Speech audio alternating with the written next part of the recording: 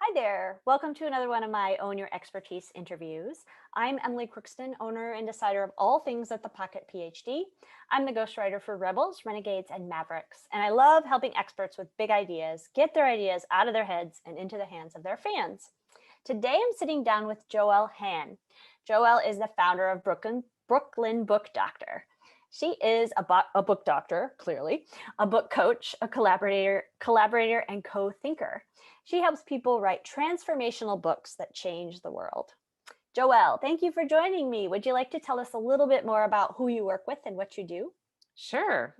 Thanks so much for having me. It's really fun to be here.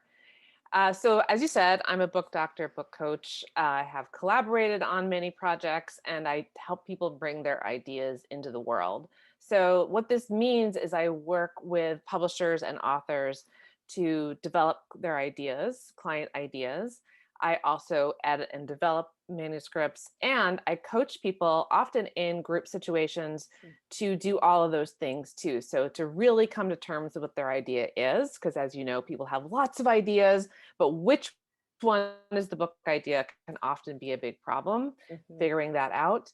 I also help people really understand their own writing process, which is surprisingly shrouded in people's minds. They're not Mm, totally sure what their process is or what it's supposed to be, and they can get hung up on that. mhm. And I help people write proposals and sometimes these days manuscripts. Well, it sounds like you have a nice, I guess, funnel when it comes to the way you've set up your services, right? You have the help with the writing the proposal, help with developing the idea, and then also you can coach them through the process of writing. So that makes a lot of sense. You're working with them at pretty much every stage, right? From That, idea that's right. conception through publication. Okay, so let me ask you a question. What is your die in a ditch belief? So, for the audience, I always like to ask my interviewees about their die in a ditch belief. And it's something they've thought about long and hard, something they'd be willing to defend if pressed. It might be a little controversial, but basically it draws a line in the sand for you. So, tell us, what's your die in a ditch belief? Okay, so I don't remember what I said. Okay. Yeah, I thought that might be the case. So you said there are many ways to becoming a book author: linear, strategic, spirally, and messy, with a platform, without a platform. A lot is possible with grit, determination, and inspiration.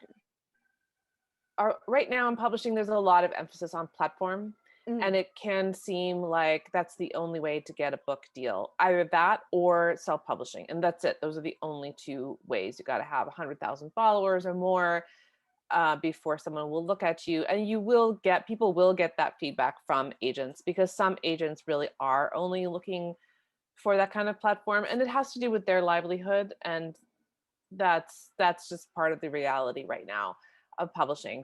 So there are many ways to becoming an author. It's both formulaic and a little bit random. yeah, yeah.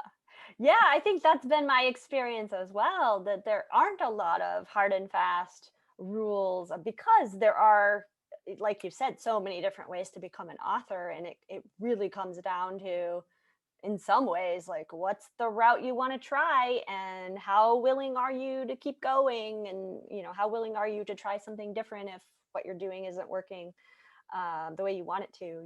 I think you're right that it's good to keep in mind that, keep an open mind basically, Yes, if you're wanting to do this thing, right? definitely. Willingness to learn and willingness to persist Mm, and to change direction if you need to.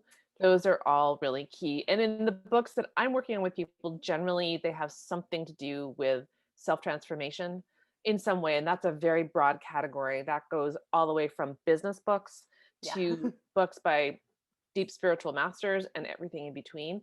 Mhm. But usually the common ground with transformation or self transformation is that there is some kind of a deeper learning happening, and you're applying what you're learning directly to the process of making the book at the same time.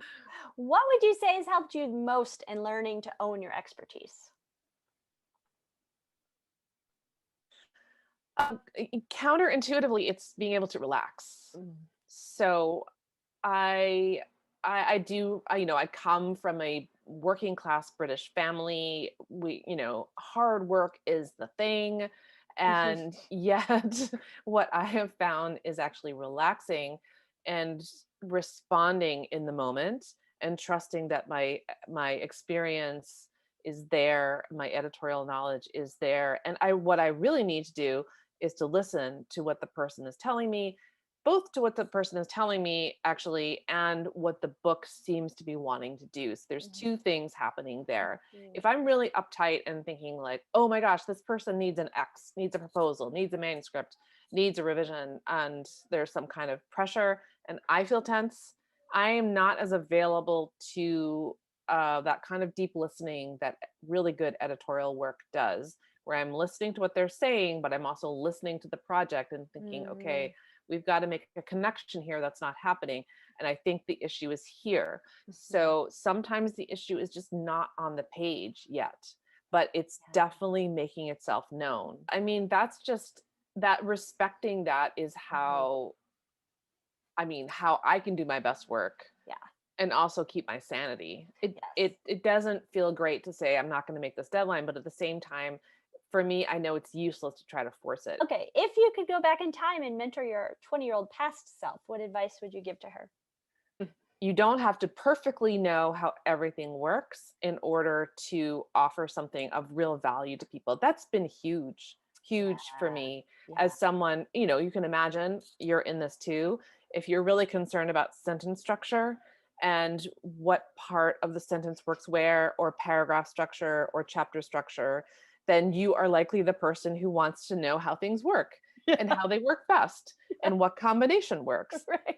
So to have this orientation of like, well, I don't really know how this works, but I'm going to offer my expertise through this channel that I don't totally understand. And somehow it's going to work out. That is a really big leap.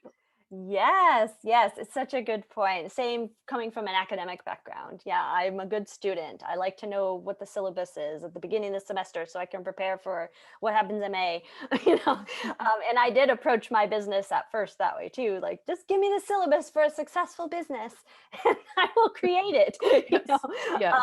But you're right. Things got easier when I accepted that you're not going to know what this is going to look like. You're just going to build the way forward. And that's really how it works. Well, Joelle, I've really enjoyed this conversation. Me It's too. fun. Awesome. So tell us, people, the audience, if they're curious, where they can find out more about you. Yeah, for sure. Well, brooklynbookdoctor.com is my website. You can find out a whole lot there about what I do. You can see the titles that I've worked on, the published ones. You can see what the programs that I'm offering. You can read more about me.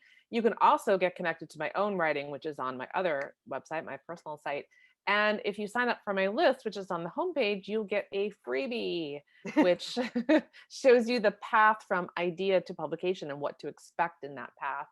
So website is there. I'm also on Instagram at Brooklyn Book Doctor, no surprise. And on LinkedIn at Joelle Hann, and my last name is Hann. It confuses everybody.